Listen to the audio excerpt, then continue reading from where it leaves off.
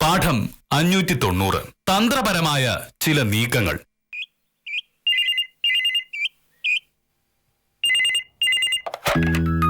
Hello, അതെ, K മോഹനകൃഷ്ണനാണ്. നമസ്കാരം sir. എനിക്ക് ഓർമ്മയുണ്ട്. അതെന്താ സാർ അങ്ങനെ പറയുന്നത്? കെ മോഹനകൃഷ്ണൻ ഒരു കാര്യം പറഞ്ഞാൽ പിന്നാലെ മാറ്റമുണ്ടോ? ശരി സാർ. മോനേട്ടാ, എനിക്ക് 2000 രൂപ വേണേ. 2000 രൂപ എന്തിന്? കൊള്ളാലോ, വലിയ ഓർമ്മയുള്ള ആളാണെന്ന് പറഞ്ഞിട്ട് ഇതങ്ങ് മറന്നുപോയോ?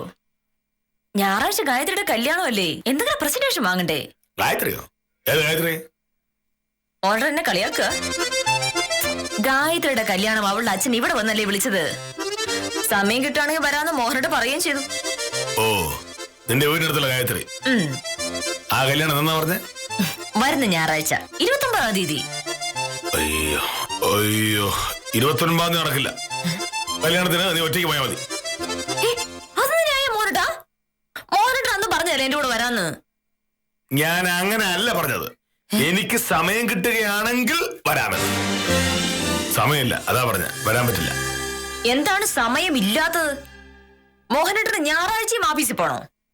ആഫീസിൽ പോണ്ട, പിന്നെ പക്ഷേ വേറെ 1-2 കാര്യങ്ങളുണ്ട്. അത് ഒഴിവാക്കാൻ പറ്റുന്ന കാര്യങ്ങളാ. ഗായത്രി കല്യാണത്തിന് നീ ഒറ്റയ്ക്ക് പോയാൽ മതി. അത് കൊള്ളാലോ.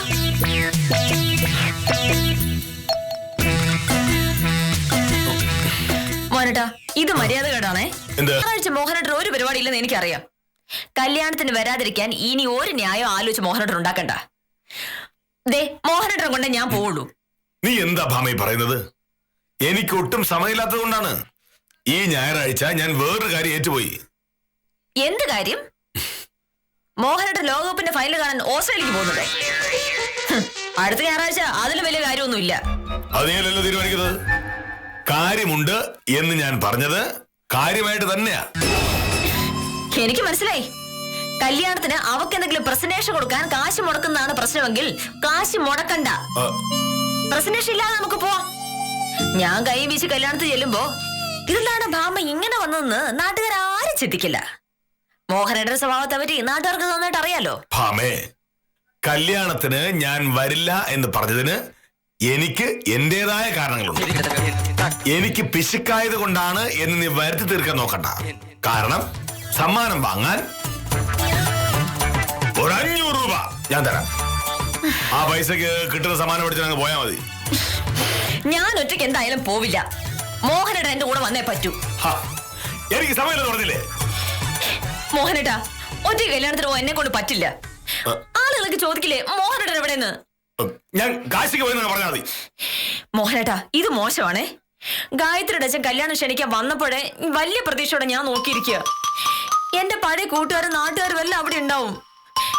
എല്ലാവരും ഒന്ന് ഒരുമിച്ച് കണ്ടിട്ട് നാളെ എത്രയും മോഹനേട്ടാ. മോഹനേട്ടനെ കൂട്ടി അവരുടെ മുന്നിൽ ചെല്ലുക എന്നുള്ളത് എന്റെ വലിയൊരു ആഗ്രഹമാ. ഇനി ഒരിക്കലും നമുക്ക് പോവാം. വേണ്ട, ഇത്തവണ മോഹനേട്ടൻ വന്നേ പറ്റൂ. മോഹനേട്ടാ, ഞാൻ അത്രയ്ക്ക് മോഹിച്ച ഒരു കാര്യത്തിന് മോഹനേട്ടൻ എതിര് നിന്നിട്ടുണ്ടെങ്കിൽ അത് നല്ലതിനല്ല. ഒരു ഭാര്യയായി പോയതുകൊണ്ട് മാത്രം ക്ഷമിക്കുന്നതിന് സഹിക്കുന്നതിനൊക്കെ ഒരു പരിധിയുണ്ട്. നീ ഇപ്പൊ എന്ത് സഹിച്ചതാ? ഇനി ഒരു തർക്കം വേണ്ട മോനേട്ടാ. ഞാനൊരു കാര്യം തീർത്തും പറയാം. ഗായത്രിയുടെ കല്യാണത്തിന് പോവുക എന്നത് എന്റെ വലിയൊരു മോഹമാണ്. അതിന് മോഹനയുടെ തടസ്സം നിൽക്കരുത്. ദൈവം എന്നൊരാൾ മുകളിലുണ്ട് എന്ന് ഓർത്തേ അത് ചെയ്യാവൂ.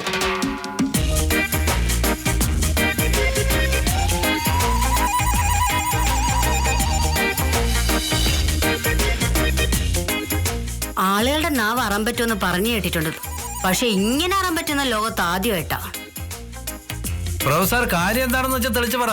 ശിശുപാലൻ ചേട്ടാ, എന്റെ വീടിന്റെ തൊട്ടടുത്ത് താമസിക്കുന്ന ഗിരിജയുടെ കാര്യമാണ് ഞാൻ ഈ പറയുന്നത്. ഗിരിജ അവളുടെ ഭർത്താവ് ചന്ദ്രകുമാറും തമ്മിൽ ഭയങ്കര സ്നേഹത്തിലാ. പക്ഷെ ചെറിയ ചെറിയ കാര്യങ്ങൾക്ക് അവര് വഴക്കുണ്ടായിക്കളയും. ഇന്നലെ രാവിലെ ഗിരിജ പറഞ്ഞു അവക്കൊരു പുതിയ ചുരിദാർ വേണോന്ന്. ചന്ദ്രകുമാർ സമ്മതിച്ചില്ല. അതിന്റെ പേരിൽ രണ്ടുപേരും കൂടെ ഭയങ്കര വഴക്കായി. അവസാനം ചന്ദ്രകുമാർ കടയിൽ പോകാൻ ഇറങ്ങിയപ്പോ ഗിരിജ ഒരൊറ്റ ഡയലോഗാ, സ്നേഹമുള്ള ഭാര്യയുടെ വാക്ക് കേൾക്കാതെ പോകുന്ന ഭർത്താവ് വിവരം അറിയുന്നു. എന്റെ ശിശുപാലൻ ചേട്ടാ, പറഞ്ഞാ വിശ്വസിക്കൂല. ചന്ദ്രകുമാർ രാവിലെ വീട്ടിൽ നിന്നിറങ്ങി ഒരു 50 മീറ്റർ പോയി കാണും. ഒരു പാണ്ടി ലോറി ഒന്നുള്ള ഒറ്റയിടി. ഭാഗ്യം കൊണ്ട് ആള് മരിച്ചില്ല. പക്ഷെ ഒരു കൈയും കാലും ഒടിഞ്ഞു. ഇപ്പൊ ആശുപത്രിയില്ല. പ്രൊഫസർ ആ പറഞ്ഞതിൽ കാര്യമുണ്ട്. പണ്ടൊരിക്കൽ എനിക്കും ഇങ്ങനെ പറ്റിയതാ. എന്തോ ഒരു ചെറിയ കാര്യത്തിന് ഞാനും കെട്ടിയോളും തമ്മിൽ വഴക്കായി. അന്നേരത്തെ ദേഷ്യത്തിന് എവളൊരു ഡയലോഗാ, ഞാൻ നിങ്ങൾക്ക് വേണ്ടി എന്തുമാത്രം കഷ്ടപ്പെടുന്നു എന്ന് അറിയാവോ? എന്നിട്ട് എനിക്കൊരാവശ്യം വന്നപ്പോ നിങ്ങൾ സഹായിച്ചില്ല. ഇതിനെ നിങ്ങൾ അനുഭവിക്കുമെന്നു. എന്റെ പ്രൊഫസറെ, അവള് പറഞ്ഞത് ഞാൻ കാര്യമാക്കിയില്ല. പക്ഷെ രാവിലെ കുളിക്കാനായിട്ട് കിണറ്റിൻകരയിൽ നിന്ന് വെള്ളം കോരിക്കൊണ്ടിരുന്നപ്പോ കാല് തെറ്റി ദാ നടക്കുന്നു. ഞാൻ കിണറ്റില് നീന്താൻ അറിയാന്നുള്ളത് ഞാൻ ചത്തില്ല. പക്ഷെ എന്നാലും അന്നത്തോടുകൂടി അവളോട് കളിക്കുന്ന പരിപാടി ഞാൻ നിർത്തി. കെട്ടിയോളന്മാരെ മനസ്സറിഞ്ഞ് പ്രാഗിയാലേ അത് പ്രാഗിയതാ.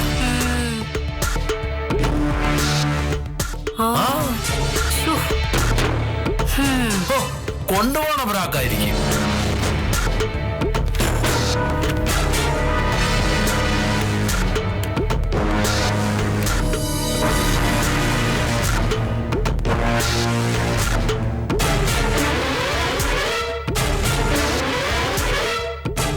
ഈശ്വര,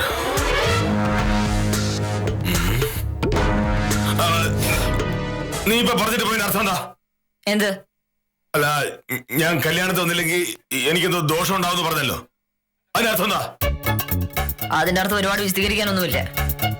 കല്യാണം കഴിഞ്ഞ് ഇതുവരെ ഈ വീട്ടിൽ മോഹനയുടെ നിഷ്ഠകൾ മാത്രമേ നടന്നിട്ടുള്ളൂ. ഞാൻ പറയുന്ന ചെറിയ കാര്യങ്ങൾ പോലും മോഹനയുടെ തമാശയാണ്.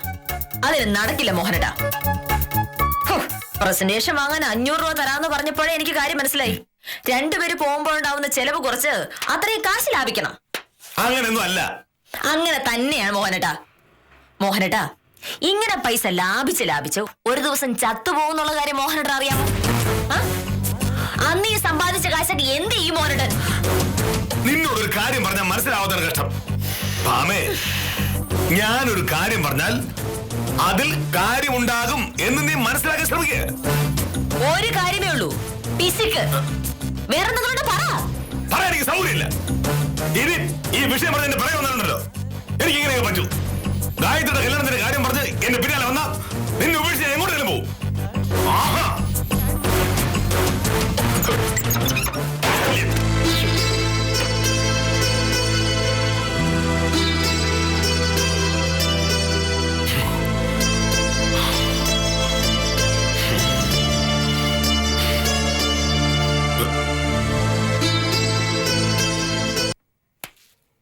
എന്നാലും തകൽസിദാർ ഇങ്ങനെയൊക്കെ പറയണമെങ്കിൽ കാര്യമായിട്ട് എന്തോ സംഭവിച്ചിട്ടുണ്ടല്ലോ ശശിപാലൻ ചേട്ടാ. എന്തായിരിക്കും സംഭവം? മോഹനേഷ സാറിന് ജോലിയിൽ ഒരു അബദ്ധം പറ്റുമെന്ന് വിശ്വസിക്കാൻ വയ്യ. അപ്പൊ പിന്നെ വേറെ എന്തോ പ്രശ്നമാ. എന്നാലും ആദ്യമായിട്ടാ തകൽസിദാർ മോഹനേഷ് സാറിനെ കുറ്റം പറയുന്ന കേൾക്കുന്നത്. കാര്യമായിട്ട് എന്തോ സംഭവിച്ചെന്നുള്ള ഉറപ്പാ. സാറ് വന്നാലേ ബാക്കി കാര്യങ്ങൾ എന്താണെന്ന് അറിയാൻ പറ്റൂ. എന്താണ് വലിയ ചർച്ച? അല്ല സാർ, തകൽസിദാർ വിളിച്ചിരുന്നു. സാറിന്റെ വീട്ടിൽ വിളിച്ചപ്പോ അവിടെ നിന്ന് ഇറങ്ങിയെന്ന് വക്കീൽ പറഞ്ഞിരുന്നു. അതുകൊണ്ടാ ഇവിടെ വിളിച്ചത്.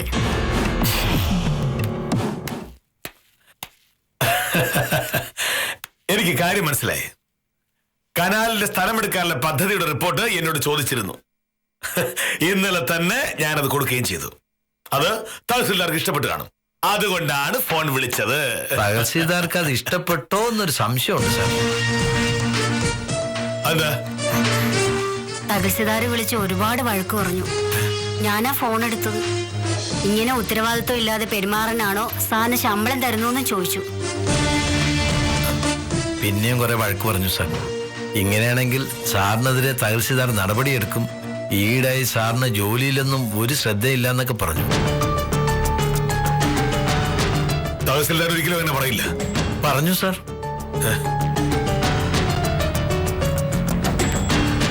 സാർ ഉണ്ടാക്കിയതുപോലെ ഒരു മണ്ട റിപ്പോർട്ട് ജീവിതത്തിൽ ഇതുവരെ തഹസിൽദാർ കണ്ടിട്ടില്ല എന്ന് പറഞ്ഞു. ഇന്ന് രാവിലെ 11 മണിക്ക് താലൂക്ക് ഓഫീസിലെത്തി തഹസിൽദാരെ കണ്ടില്ലെങ്കിൽ അടുത്ത നടപടി ഉണ്ടാവുമെന്നും പറഞ്ഞു. സാർ, മണി ഇപ്പൊ 10:30 കഴിഞ്ഞു. സാറെന്താ താമസിച്ചേ? പിന്നെ രാവിലെ വേറൊരു പ്രശ്നം ഉണ്ടായി.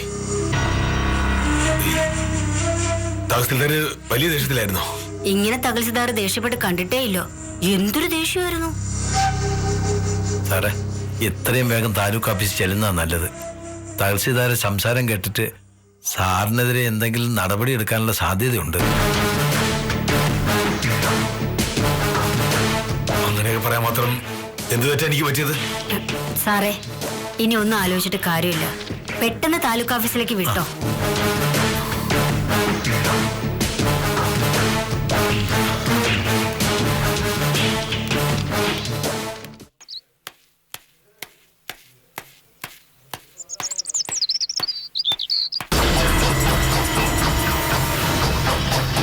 സാറങ്ങോട്ടാ ഈ നേരത്ത്?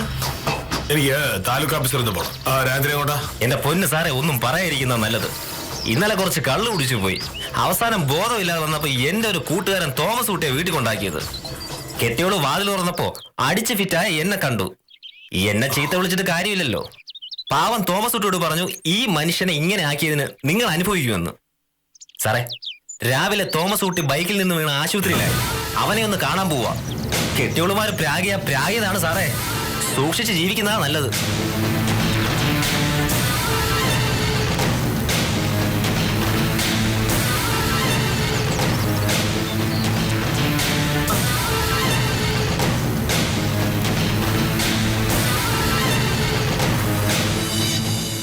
മോഹനേട്ട, ഞാൻ അത്രയ്ക്ക് മോഹിച്ച ഒരു കാര്യത്തിന് മോഹനേട്ടൻ എതിര് നിന്നിട്ടുണ്ടെങ്കിൽ അത് നല്ലതിനല്ല.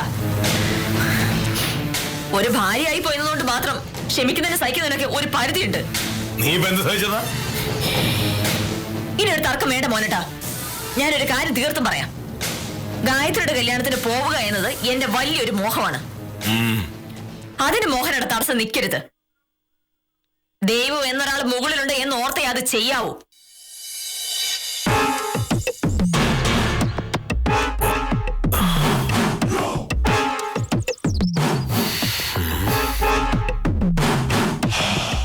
താലൂക്ക് ഓഫീസിലേക്ക് പോയിട്ട് കാര്യമില്ല.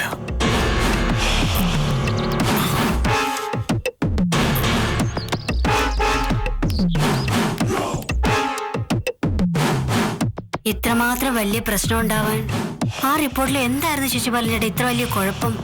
എനിക്കതാ മനസ്സിലാവാത്തത്.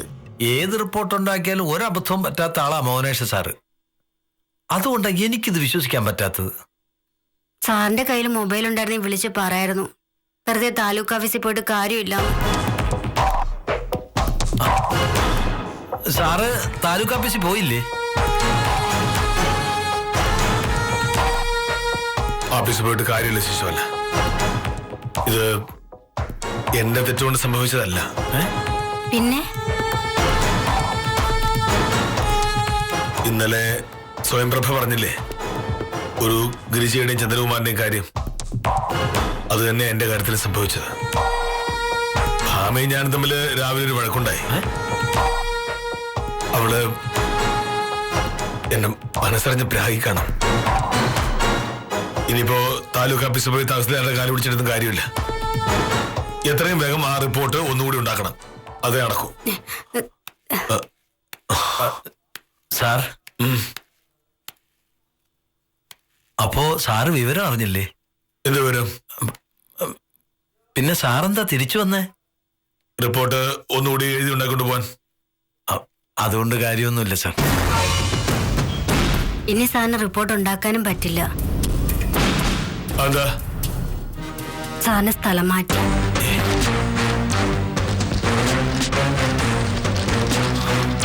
കാസർഗോട്ടേക്ക് സ്ഥലം മാറ്റി.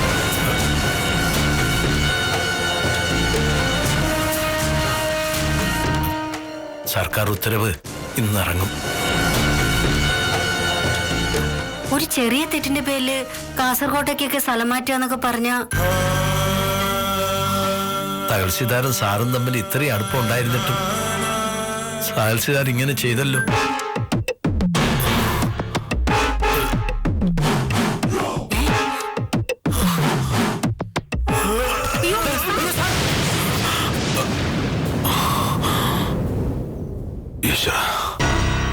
സ്വപ്നമായിരുന്നു. തൊടാൻ.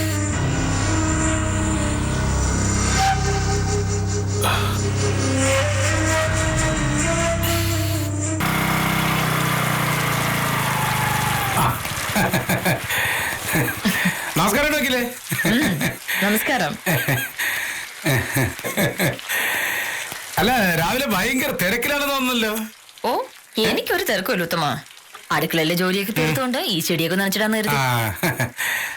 സാറോടെ ആഫീസ് പോകാൻ തയ്യാറാവായിരിക്കും അല്ലേ? സാറ് ഇന്ന് ആഫീസിൽ പോകുന്നില്ലെന്നാണ് എനിക്ക് തോന്നുന്നത്. എന്നോട് വഴക്കുണ്ടാക്കി മുറി കയറി വാതിലടച്ചിട്ട് കുറച്ച് നേരായി. ശല്യപ്പെടുത്താൻ ചെന്നിട്ടുണ്ടെങ്കിൽ എന്നെ ഡൈവോഴ്സ് ചെയ്ത് കളയുമെന്ന് പറഞ്ഞോണ്ട് ഞാൻ വിളിക്കാൻ പോയതുമില്ല. എന്താണ് നോക്കില്ല, അതിന് മാത്രം പ്രശ്നം ഉണ്ടായത്? ഉത്തമ, അടുത്ത ഞായറാഴ്ച എന്റെ വീടിന്റെ തൊട്ടടുത്ത വീട്ടിലെ ഗായത്രിയുടെ കല്യാണോ. അവർ ഇവിടെ വന്ന് എന്നെ കല്യാണം വിളിച്ചതാ. അന്ന് മോഹനേട്ടൻ പറഞ്ഞു സമയം കിട്ടുവാണെങ്കിൽ എന്തായാലും വരാന്ന്. ഞായറാഴ്ച മോഹനേട്ടൻ വേറെ തിരക്കൊന്നും ഇല്ലാത്തതുകൊണ്ട് കല്യാണത്തിന് പോകാമെന്ന് ഞാനും കരുതി. ഇന്ന് രാവിലെ ചോദിച്ചപ്പോ ആളുകാരും മാറി.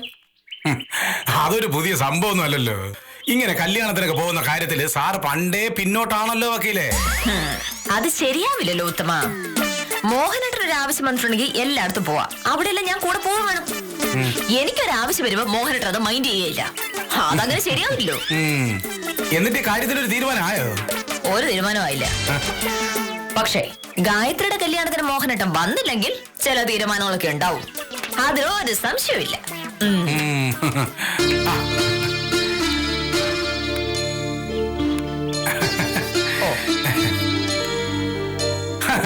സാറിവിടെ ഉണ്ടായിരുന്നില്ലേ?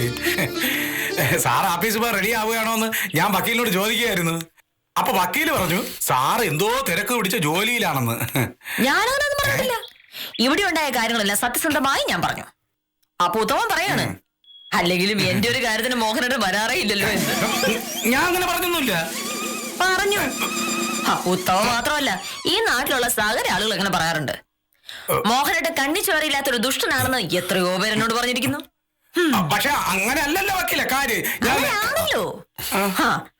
കല്യാണത്തിന് സാറിനെ പ്രതീക്ഷിക്കണ്ട, വക്കീല് തനിച്ചു പോയാ മതി. അതേ നടക്കുമെന്ന് ഉത്തമനോട് പറഞ്ഞില്ലേ? സാറേ, സത്യമായിട്ട് ഞാൻ അങ്ങനെയൊന്നും അല്ല പറഞ്ഞത്. ഞാൻ ഗായത്രിയുടെ കല്യാണത്തിന് ഞാൻ പോകുന്നുണ്ടോ ഇല്ലയോ എന്ന് തീരുമാനിക്കുന്നത് ഉത്തമനല്ലോ. ഈ ഞായറാഴ്ച ഞാനും ഭാമയും കൂടിയാണ് ഗായത്രിയുടെ കല്യാണത്തിന് പോകുന്നത്. അല്ലെങ്കിൽ തന്നെ ഞാൻ കല്യാണത്തിന് പോകാതിരിക്കേണ്ട കാര്യം എന്താണ്? ഗായത്രി എന്റെ ഭാമയുടെ വീടിന് തൊട്ടടുത്താണ് താമസിക്കുന്നത്. അങ്ങനെയുള്ളപ്പോൾ ഞങ്ങൾ ഒരുമിച്ച് ചെല്ലാതിരുന്നാൽ അവരെന്ത് കരുതും? എന്താ സാറേ? അല്ല, സോമശേഖര സാറിന്റെ തല വളക്കാൻ ചെല്ലാന്ന് സാറ് നേരത്തെ ഏറ്റിരുന്നു. അതൊന്നുകൂടെ ഓർമ്മിപ്പിക്കാൻ വേണ്ടി ഞാൻ വന്നതാണ്. എന്നാ സ്ഥലം വളക്കാൻ നേറ്റത്? 29-ാം തീയതി. 29-ാം തീയതിയാണ് ഈ പറഞ്ഞ ഞായറാഴ്ച. അന്ന് ഞാൻ കല്യാണത്തിൽ പോകുന്നത് കൊണ്ട് സ്ഥലം വളക്കാൻ പറ്റില്ല. അയ്യോ, തിങ്കളാഴ്ച വെളുപ്പിന് സോമശേഖര സാർ ഡൽഹിക്ക് പോകും. അതൊന്നും പറഞ്ഞിട്ട് കാര്യമില്ല. എനിക്ക് ഗായത്രിയുടെ കല്യാണമാണ് വലുത്. ഭാമയെ വിഷമിപ്പിച്ചിട്ട് ഒരു കാര്യം ചെയ്യില്ല, സ്ഥലം വളക്കാൻ പറ്റില്ല. അല്ല സാറേ, അത് പിന്നെ ഈ സോമശേഖരൻ ഒരു പക്ഷേയുമില്ല. ഞാൻ കല്യാണത്തിനേ പോകും. സോമശേഖരൻ സാറിനോട് സ്ഥലം വളക്കാൻ വേറൊരാളെ വിളിക്കാൻ പറയും. അല്ലെങ്കിൽ ഇനി ഒരു ദിവസം ആകട്ടെ എന്ന് പറയും. സാർ കാര്യമായിട്ടാണ് പറഞ്ഞേ? എന്തോ പ്രശ്നമുണ്ടല്ലോ ഉത്തമ. വില്ലേജ് ഓഫീസർക്ക് അങ്ങനെ ഒരു മനമാറ്റം ഉണ്ടാകാൻ ഒരു സാധ്യതയില്ല. എന്താണ് സംഭവിച്ചിട്ടുണ്ടാവുക? എന്തോ ഉണ്ട്. അതെന്താന്ന് ഞാൻ നോക്കിട്ട് വരാം. ഇനിയിപ്പോ സ്ഥലമുള്ളപ്പോ ചേടാ.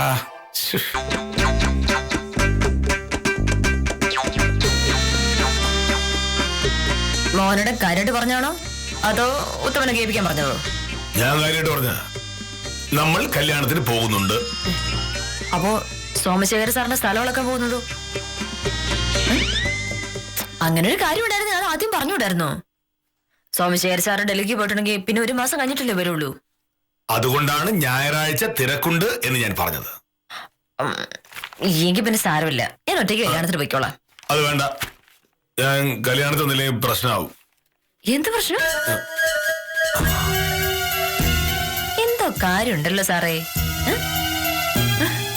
എന്നോട് പിണങ്ങി മുറി കയറി വാതിലടച്ചതിന് ശേഷം എന്തോ ഉണ്ടായിട്ടുണ്ടല്ലോ. എന്തു പറ്റി? ഞാൻ ഒരു സ്വപ്നം കണ്ടു. സ്വപ്നം? എനിക്ക് കാസർഗോട്ടേക്ക് സ്ഥലം മാറ്റിയത് സ്വപ്നം കണ്ടു. അതുകൊണ്ടെന്താ? നിന്റെ മനസ്സ് പ്രക്ഷോഭിച്ച എനിക്ക് ദോഷമുണ്ടാവും നീ പറഞ്ഞില്ലേ? അതിന്റെ തൊട്ടു പിന്നാലെ ഞാൻ ആ സ്വപ്നം കണ്ടത്. ഭാര്യമാര് മനസ്സറിഞ്ഞ് പ്രാഗിയ അത് അക്ഷരം പ്രതി നടക്കുമെന്ന് ഇന്നലെ സ്വയംപ്രഭ പറഞ്ഞു.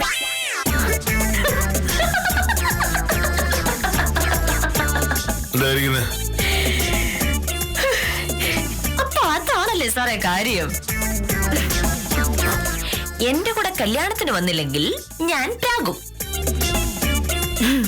ഞാൻ പ്രാഗിയാൽ മോഹനേട്ടന് ദോഷമുണ്ടാവും. അത് പേടിച്ച് സോമശേഖരൻ സാറിന്റെ കാര്യം മറച്ചു വെച്ച് കല്യാണത്തിന് വരാൻ സമ്മതിച്ചു. ഞാൻ അങ്ങനെ പ്രാഗുവോ മോഹനേട്ടാ? ദേഷ്യം വരുമ്പോ വല്ലതൊക്കെ വിളിച്ചു പറയുന്നുള്ളതല്ലാതെ മോഹനേട്ടൻ ഒരു ദോഷം വരാൻ ഞാൻ ആഗ്രഹിക്കൂ? എന്നാലും കല്യാണത്തിന് പോവാ, അതാ നല്ലത്.